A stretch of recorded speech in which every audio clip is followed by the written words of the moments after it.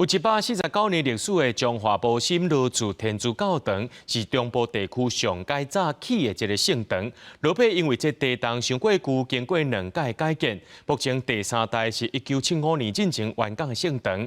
教堂阁保留19世纪的天心经、大陆拼音的经册，还阁有甲铺顶顶。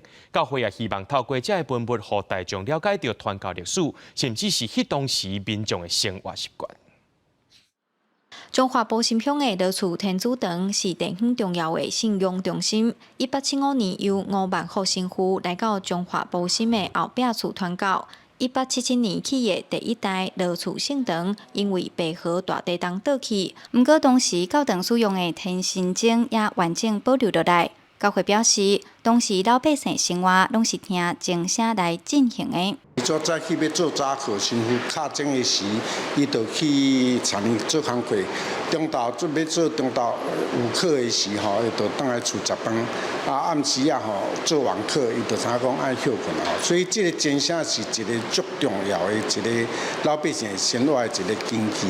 除了有19世纪西班牙神父载来台湾的《天心经》，更有台湾天主教第一部印刷机的印刷本。1927年罗马字的古乐谱、古乐器，当初是除了用音乐来传教，也会伫喜事、丧事演奏。相传这是台湾成立头一支西乐队的所在，史素米嘛是为这发展起来的。哈国伫咧是我的职工吼，已经95岁啊。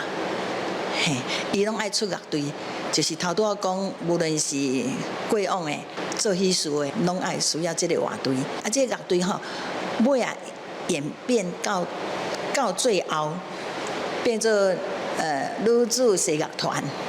吼，就足侪团安尼，不过伊的基础是对罗厝这边传出的。教会表示，罗厝天主堂是中部地区上早起的圣堂，保留侪台湾天主教早期传教的历史资料甲文物。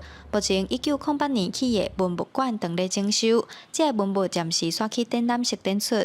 修复工程预计明年初完工，是到5万透过完整的展示，让大众了解早年传教的历史甲人民的生活模样。记者杨淑晴，中华报道。